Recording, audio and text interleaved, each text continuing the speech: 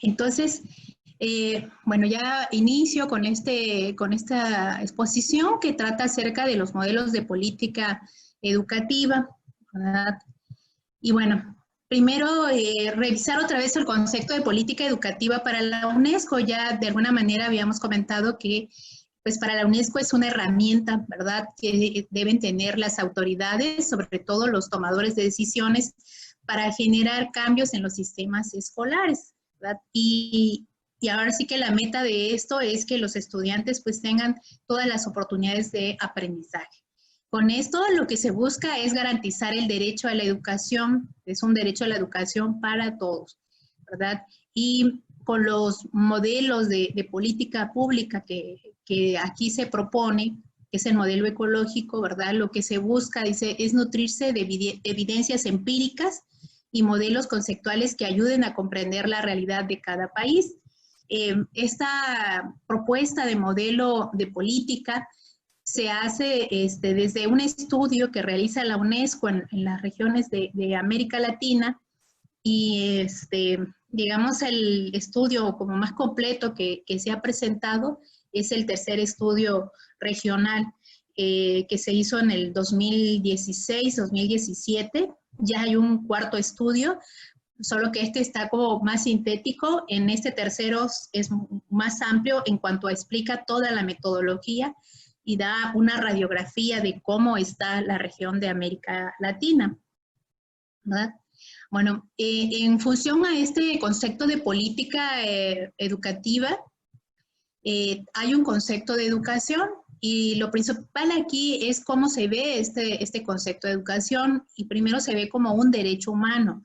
Esto también es importante recuperar ahora sí que en todos los proyectos que ustedes tienen, esta visión de la educación como un derecho humano, ¿verdad? Entonces, las políticas que se diseñan atendiendo a este concepto, se debe garantizar el acceso equitativo al sistema educativo y a los aprendizajes para reducir las disparidades entre distintos grupos poblacionales, especialmente aquellas que tienen que ver con estas disparidades de género. Aquí es importante ver que en los países, digamos, si se quiere, y lo que nos están diciendo, si lo que se quiere es resolver los problemas de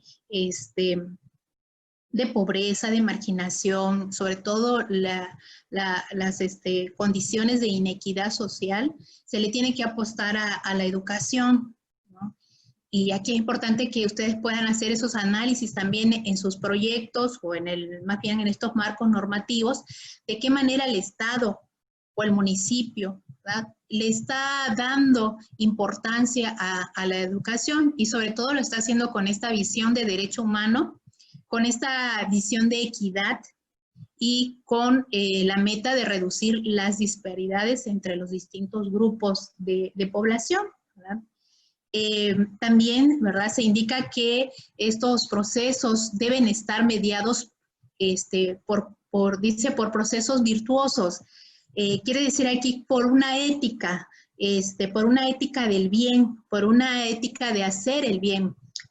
Aquí, si ustedes ya revisaron en algo el plan sectorial de educación, pero sobre todo lo que propone la cuarta transformación es precisamente una gobernanza para la paz y una gobernanza que busca el bienestar del otro, y eso significa un proceso virtuoso, es que se trabaje para la educación buscando el bien del otro, ¿verdad?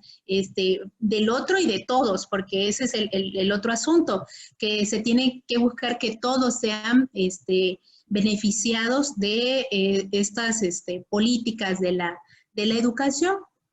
Además, en este concepto de educación, la educación promoverá la inclusión y la atención a la diversidad de necesidades de aprendizaje y mejorar la calidad de los servicios educativos a través de docentes con una formación sólida, ¿no? Esta es también digamos, en qué pone el punto clave para pensar en una educación inclusiva y de atención a la diversidad, en dos elementos: en mejorar la calidad, ¿verdad?, pero también en ofrecer una formación, ¿verdad?, que responda a estos intereses y al docente, ¿no? Porque se pueden tener pretensiones de qué alcanzar con una política educativa, pero si a los que operan estas políticas, que finalmente es el docente, no se le dota de toda la formación, la actualización que requiere para que pueda justamente implementar y llevar a cabo esto que se propone, ¿no? Entonces, es un agente aquí que tendríamos que estar analizando en estas políticas, el profesor, ¿verdad?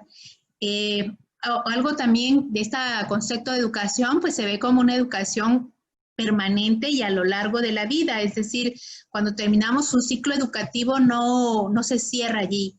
La escuela tiene que preparar para la permanente formación, que ese es otro asunto. Por ejemplo, cuando ustedes egresen de la licenciatura, hemos hecho este trabajo, si es que ustedes tienen ese deseo de seguirse preparando, de seguirse formando, es decir, tener esa visión de aprender siempre, ¿verdad? Para justamente atender a las necesidades contextuales.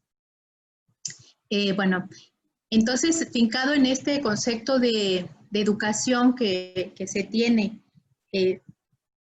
entonces la UNESCO propone un modelo para desarrollar sus políticas educativas y ese modelo se llama así, el modelo ecológico. Este modelo ecológico está representado por por este esquema que tiene 3 círculos y en ellos se muestra una interacción entre 3 contextos. El más amplio, ¿verdad?, que es el contexto social, es el anillo exterior, digamos. Dentro de ese contexto social se encuentra el sistema educativo, ¿verdad? Y dentro del sistema educativo están las escuelas. Por eso es un modelo ecológico, muestra un modelo donde algo tiene vida. En este caso, las escuelas, en qué espacio las escuelas tienen vida, ¿verdad? Este modelo, entonces, representado en 3 círculos, nos dice de que pues, los sistemas educativos y como tal la escuela, pues está anidada en una interrelación entre contexto, sistema educativo y escuelas. O sea, cuando se piensa en una política educativa no se puede pensar solo en escuelas, se tiene que pensar en el sistema educativo y en el contexto donde van a tener lugar estas políticas. En el caso de ustedes, cuando hacen este marco normativo, lo ideal para que tomen nota es que empecemos por reconocer ese contexto, o sea, qué datos del contexto. Ahorita vamos a ver algunas variables en las que tiene lugar este análisis del contexto, como los elementos primordiales e importantes a considerar. Igual y podemos sumar otros, ¿verdad?, que sean como más diferenciadores en función a la temática que nosotros estamos analizando, pero en este caso, pues ya hay una propuesta de por dónde iniciar, ¿verdad? Sobre todo, decíamos, esta mirada es para los tomadores de decisiones y también en el caso nuestro, ¿verdad?, que que se está en estos procesos de formación, es importante conocerlas justo para saber cuál entonces sería nuestra actuación allí. Bueno, esta forma en la que se propone el modelo ecológico y se sirve para organizar los desafíos de la política educativa. Estos desafíos son múltiples, ¿verdad? Y pertenecen a distintos niveles de agregación. Algo importante que vamos a ver aquí en este modelo que se propone es que este modelo ecológico propone una participación de los actores que viene de arriba hacia abajo y de abajo a arriba, que es decir, desde los tomadores de decisiones hacia el espacio de la escuela, hacia el aula, ¿verdad? Y viceversa, ¿verdad? Se propone escuchar también a las voces de los actores sociales, de los actores educativos, para justamente analizar. Eso también le da esta característica de modelo ecológico. Es un modelo vivo, se ve al sistema social y al sistema escolar y a la escuela como tal, como un sistema vivo, ¿verdad? Donde tiene, que está basado mucho en el nivel de interacción. Por eso este triángulo que está al centro, que nos dice que vienen las tomas de decisiones de arriba a abajo, ¿verdad? Pero también de abajo hacia arriba, que eso nos está indicando. Que estos tres elementos, contexto, sistema educativo y escuelas, están en constante interacción. Es decir, el ejemplo que ahora tenemos, ¿no? Este tema de salud es un tema que está en el contexto, pero que primero, por ejemplo, los profesores, en su momento no podíamos tomar una decisión por nosotros mismos sobre qué hacer y cómo enfrentar esta pandemia. Esperamos, ¿verdad?, que fuesen al sistema educativo, esto es la dependencia a la que correspondemos, que ellos nos dieran las recomendaciones, ¿verdad?, y el plan de actuación de qué hacer. Entonces, y esta respuesta que hacen las autoridades educativas la hicieron en función de todos los elementos que estaban pasando en la sociedad, ¿verdad? Es decir, tomar decisiones de acuerdo a lo que decía la gente de salud, lo que decía la Secretaría de Economía, ¿verdad? Todas las áreas de planeación que tiene el gobierno como tal, porque el contexto se refiere a la nación, ¿verdad? Al sistema de gobierno nacional, y escuchar todas estas recomendaciones, y luego, pues ahí veíamos al secretario de Salud también, perdón, de Educación, tomando, digamos, parte de estas discusiones y a la vez, pues tomando decisiones de qué hacer en el caso de la educación, ¿verdad? Y cómo fue bajando esta información hacia las escuelas. Y ahorita, por ejemplo, que se están implementando este inicio a clases, lo que a diario nos preguntan las autoridades escolares es qué estamos haciendo. Cómo se está respondiendo. Entonces, en ese sentido es una relación de ida y vuelta, ¿verdad?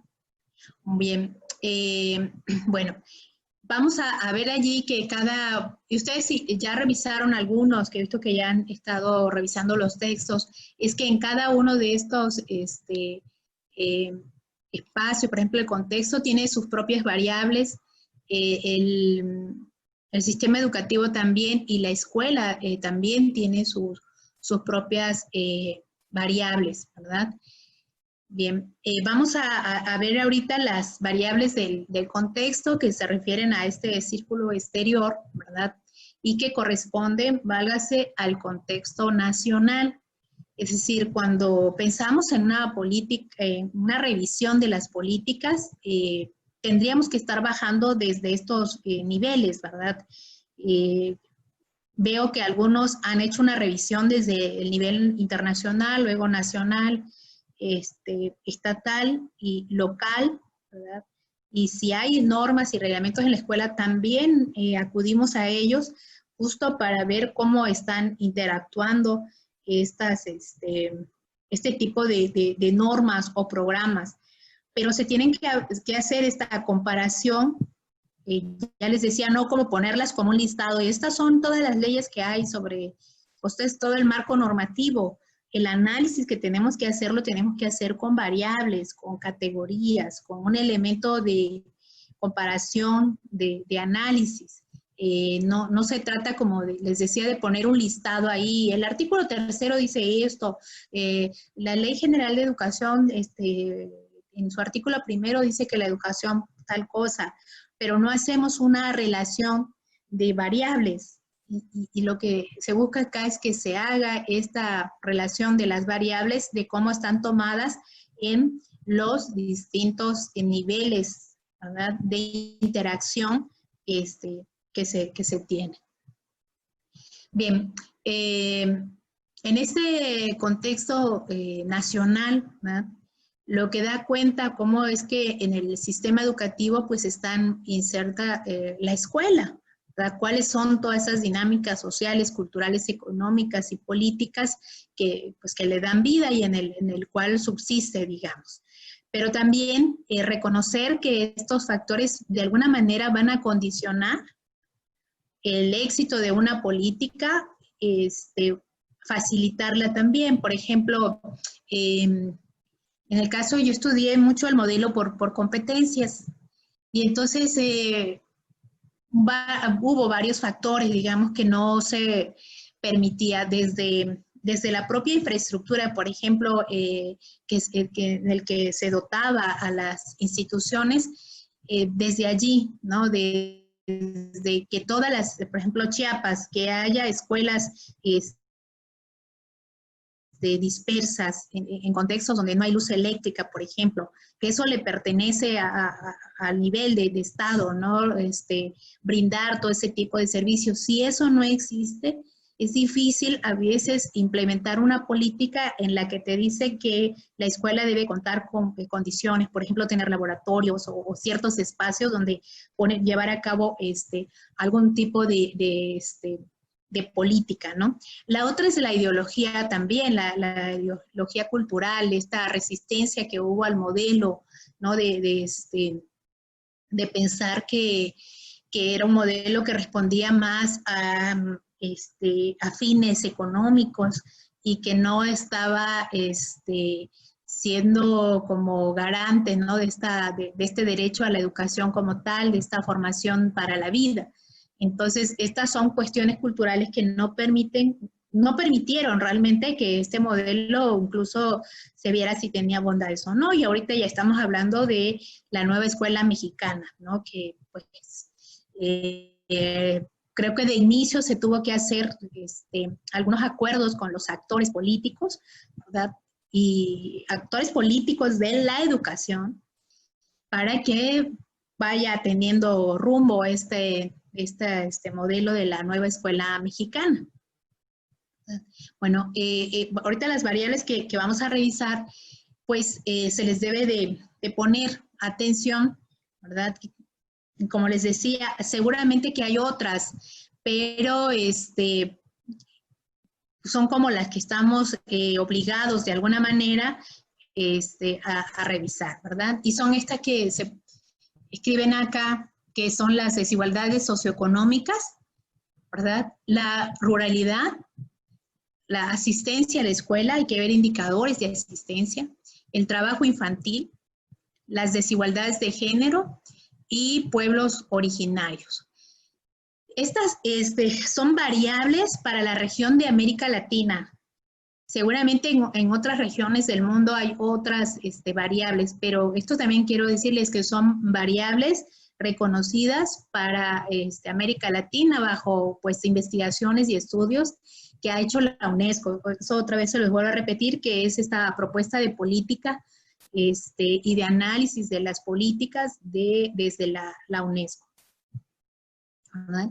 Bueno, en la primera variable, que es desigualdades económicas, en esta variable lo que se ve es que justo que haya esta desigualdad económica y social, y se ve como la variable de mayor incidencia en los aprendizajes, ¿verdad? Ahora mismo, con esto que este inicio, este regreso a clases en la nueva normalidad, hemos visto muchas imágenes que circulan en las redes sociales de cómo fue ese inicio a clases ahora sí que en diferentes contextos del país, ¿verdad? Y que hacen alusión, pues, que estas medidas, desafortunadamente, no están como lejas de la inclusión social, están excluyendo muchas veces. También hemos visto historias de profesores que se han ido a la comunidad, ¿verdad? Y guardando la sana distancia y llevándole a los niños, a los jóvenes, pues material educativo para que pues estén no trabajando con sus actividades de aprendizaje. Entonces, esto nos demuestra que aunque se instrumente, por ejemplo, esta política de la educación a distancia, televisiva, por ejemplo, que es lo que está pasando con la preescolar, primaria y secundaria, pues que no, finalmente no es una estrategia de inclusión, pero sí que está revelando esta exclusión, estas desigualdades. Allí lo que estamos esperando es que justamente los tomadores de decisiones pues vean, ¿verdad?, dónde es que están estos fallos, digamos, de la política, sobre todo social, y que en la medida de lo posible pues se puedan implementar estrategias para justamente atender esas desigualdades que son muy visibles, ¿verdad?, donde pues no todos los niños tienen un televisor, pero vamos más allá, no todos tienen luz eléctrica en casa, no todos tienen internet, no todos tienen transmisión de televisión, y ya de ahí ya nos vayamos al hecho de si tienen una televisión, una computadora o demás, o si en casa solo hay una televisión y al mismo tiempo hay niños de preescolar, primaria y secundaria y que necesitan hacer la tarea a la vez, ¿no? O bien que solo hay una computadora en casa y que todos necesitan usarla ahora. Entonces, eso refleja las desigualdades, ¿no?,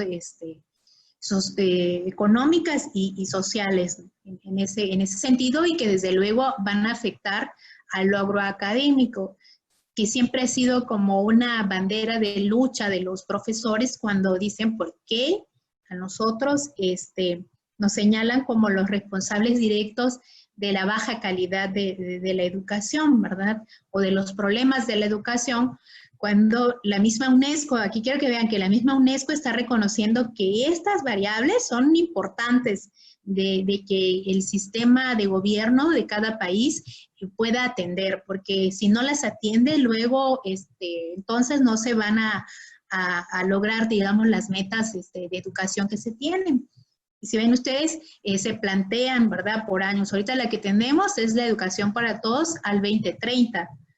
O sea, aparentemente 10 años, pero ya estamos como siendo parte de, ¿no? Ese tiempo al final es muy corto para lograr metas que se proponen. En esta variable, entonces, se indica que la pobreza, la segregación, la baja inclusión social, pues son fenómenos asociados a la desigualdad, dice, con notorias implicancias para la educación, ¿verdad?, que ya de alguna manera he estado señalando. Algo también que aquí ponen como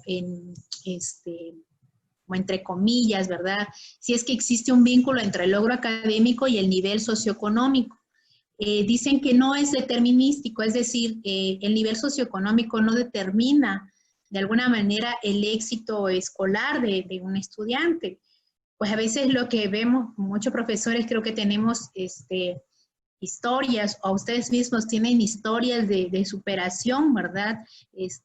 Donde a veces y vemos imágenes, y quizás muchos de nosotros lo hemos vivido, ¿verdad? Que en el momento que estamos trabajando también estamos estudiando, y que la educación nos ha permitido pues mejorar nuestras condiciones de vida. Por lo tanto, no es determinístico, pero que desafortunadamente también al estar excluidos de estas oportunidades, una gran mayoría de la población, pues son igual pocos, ¿no?, los que tienen una historia de éxito. Justo hace unos días en el chat que tenemos de la Escuela de Humanidades preguntaban si conocían un egresado que esté siendo notable o sobresaliente como pedagogo, ¿verdad? Y esas son historias de éxito, ¿no?, que desafortunadamente en nuestro contexto social y económico pareciera que algunos están excluidos de esto que se puede llamar éxito, ¿verdad? Entonces, bueno, aquí se señala de que se tienen pues evidencias de que hay escuelas que están en situaciones vulnerables y que alcanzan altos resultados de aprendizaje. Y aquí pues depende mucho, pues yo creo que siempre he dicho, de un profesor que tenga vocación, que que inyecte, que atraiga, que motive, que impacte, ¿verdad?, en los estudiantes. No sé si ustedes recuerdan una historia reciente de una niña que de Chihuahua, ¿verdad?, de la Sierra Tarahumara, que salió ahí en las revistas más importantes de economía en el mundo. Y lo que hace este profesor, bueno, que su contexto vulnerable totalmente, y él dice, bueno, tengo que buscar respuestas sobre cómo atender a esta necesidad. También va la empatía del profesor, ¿verdad?, acerca del problema en el contexto.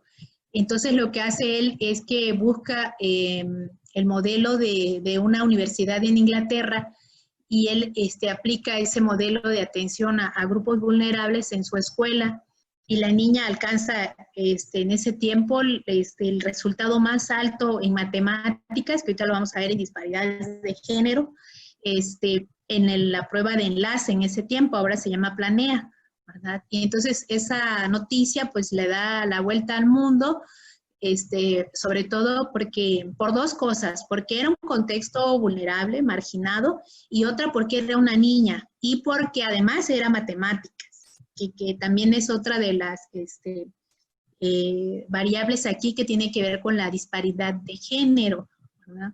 Entonces, de aquí lo importante que podamos reflexionar en el caso de su trabajo de investigación, es decir, cómo este tema de esta variable de las desigualdades económicas está allí presente en ese tema que se investiga. Bueno, ¿qué recomendaciones da la UNESCO? Aquí dice, pues, definir el grado de focalización o universalización de la educación. ¿Qué es esto? Pues hacer estos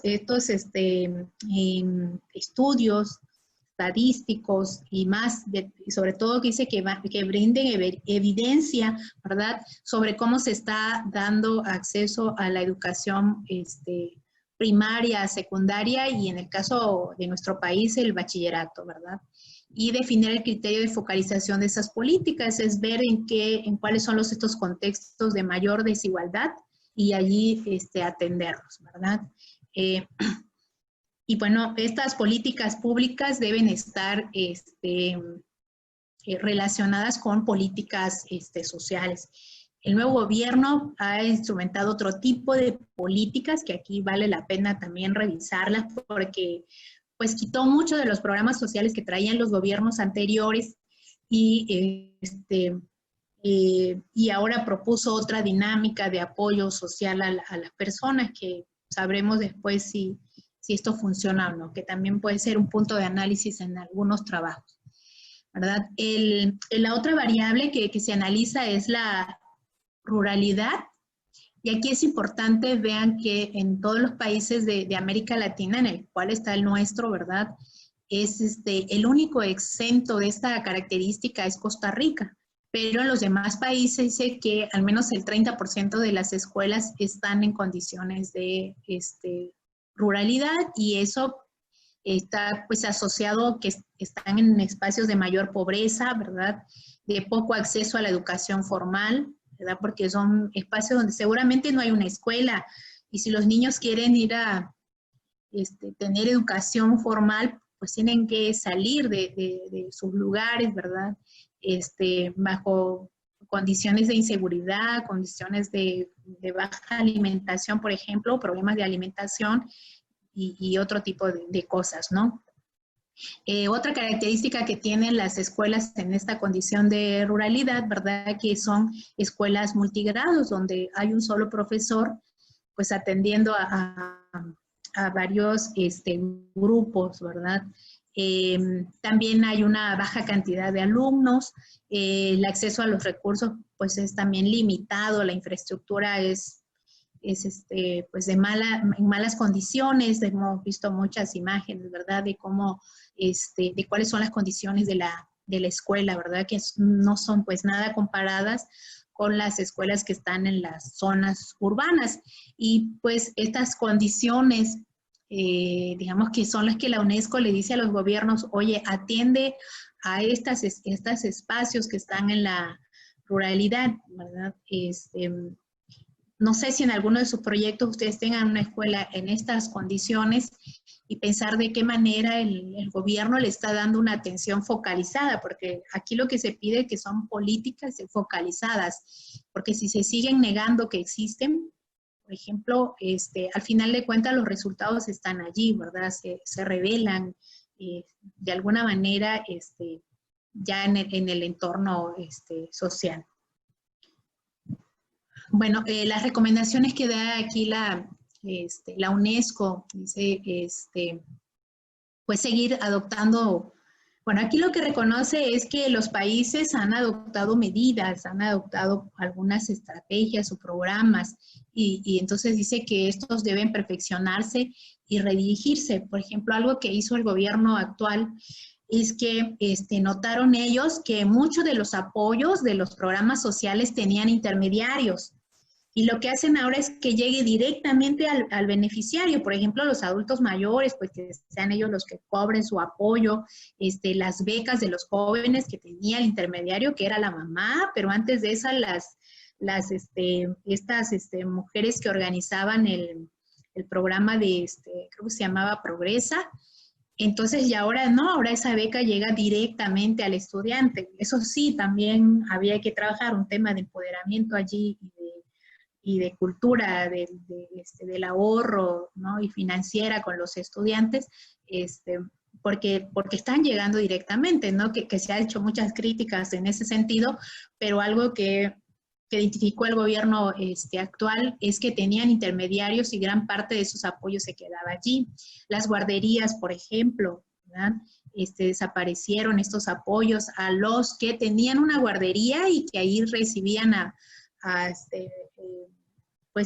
hijos de mujeres trabajadoras, de madres solteras y demás, y entonces esos apoyos ya se les da directamente a estos grupos de población y no a estos intermediarios de las guarderías, ¿no? Que son formas en las que el nuevo gobierno, yo creo que hay mucho para analizar de cómo ahora se están instrumentando y atendiendo de alguna forma a estas recomendaciones, ¿verdad? Aquí habla también de que se debe hacer parte a las organizaciones no gubernamentales, comunidades locales y a las propias escuelas, ¿verdad? Bueno, algo que implementó el gobierno actual es que a las ONGs les quitó mucha participación, y bueno, no sé, me imagino que no hay un proyecto que esté señalado en eso, pero es importante ver cómo esta estrategia del gobierno actual de quitarle participación a las ONGs, sobre todo porque justamente no estaban atendiendo a esta razón social por la cual se creaban, ¿no? Y decide entonces mejor apoyar directamente a las comunidades locales. Eso sí se está haciendo. O por ejemplo las escuelas, en este tema de ruralidad, este año se les destinó una cantidad, sé que es $500,000 que se están dando a las escuelas para mejorar sus condiciones, y son a las escuelas en ruralidad, en el caso de México, ¿verdad? Para que mejoren sus condiciones de infraestructura, que revisen las necesidades que tienen, y que sea la escuela y los padres, los directivos de la escuela y los padres de familia quienes estén de alguna manera administrando estos recursos, y que no sea otra vez como se ha hecho otras ocasiones con estos intermediarios, ¿verdad? Que puede ser alguna subsecretaría por allí y no está llegando directamente a las escuelas. Entonces, bueno, lo que aquí se recomienda es que se puedan potencializar pues la vida, digamos, aquí sería tanto económica como social en estos espacios, que es, digamos, que no corresponde solamente al sector educativo, sino hay otros elementos que se deben considerar en atender a esto de la ruralidad, ¿verdad? Y la otra variable es la asistencia a la escuela. Vean, algo que se identifica, y estamos hablando de 2016-2017, le llaman ellos un alto porcentaje de ausentismo escolar crónico. ¿Y a qué le llaman este ausentismo escolar crónico? Dice, ¿Cuándo hay un ausentismo escolar crónico? Cuando falta el 10% o más de alumnos en el año escolar, ¿verdad? Cuando ya hay más del 10% de alumnos que están faltando, estamos hablando de ausentismo escolar crónico. Lo que encuentran acá, fíjense que entre el 16 y 43% de estudiantes de tercer grado faltan a la escuela 2 o más días al mes. Y esto ya entra en la cifra de ausentismo escolar crónico, ¿verdad? Y para los chicos que están en sexto grado de primaria, esto oscila entre el 13 y 39%, ¿verdad? Pues esto nos da, creo que muchas, podemos hacer muchas interpretaciones sobre el significado y el sentido que tiene la educación para las familias, para los niños, porque estamos hablando aquí de niños en edad primaria, ¿verdad? Y bueno, aquí lo que recomiendan es que pues se diseñen políticas educativas y sociales para pues mejorar esta asistencia a la escuela y también aumentar el tiempo disponible para el aprendizaje, que ese es otro, o sea, no solo es el ausentismo, sino el tiempo que se dedica para el aprendizaje. Las recomendaciones que se dan aquí son las siguientes. Dice eliminar todo tipo, fíjense en esto que justo hace unos días teníamos algunas demandas, denuncias de los padres de familia, ¿verdad? Donde pues que ahora mismo no, hay padres que no tienen trabajo, ¿verdad? Que la economía familiar se vio dañada y pues hay escuelas donde están cobrando cuotas muy, muy altas que superan las posibilidades de los padres de familia pues para costearlas. Entonces la UNESCO dice de manera enfática eliminar todo tipo de cobros a las familias, de parte de las escuelas o las asociaciones de padres, ¿sí? De que dice explícita o implícitamente puedan imponer una barrera económica a las familias más pobres, potenciando así el derecho a la educación en los sistemas educativos de la región. Es decir, es necesario eliminar estas cuotas escolares porque estas se ponen una barrera, ¿verdad?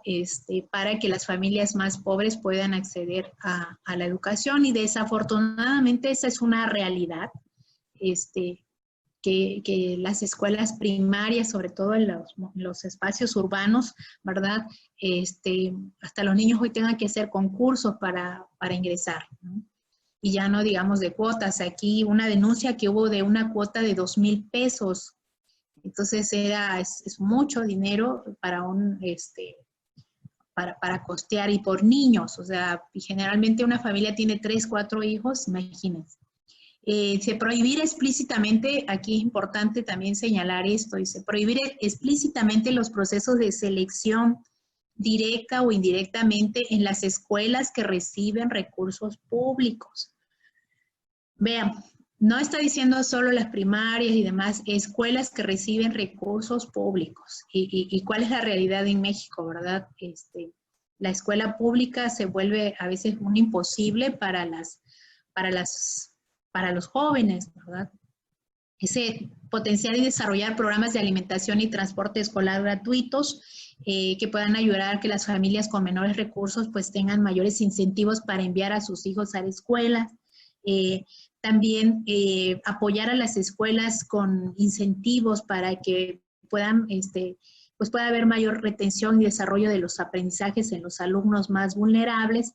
Y que en las escuelas, la última recomendación que es importante, y aquí es donde creo que como pedagogos podemos actuar, ¿verdad? Es en desarrollar, dice, estos sistemas de alerta temprana que permitan prevenir la desescolarización de los estudiantes, a partir de procesos de monitoreo y evaluación de las posibles dificultades sociales y personales que puedan enfrentar las niñas y los niños, ¿verdad? Esto es en cuanto a pues cómo enfrentar este tema de asistencia a la escuela, ¿verdad?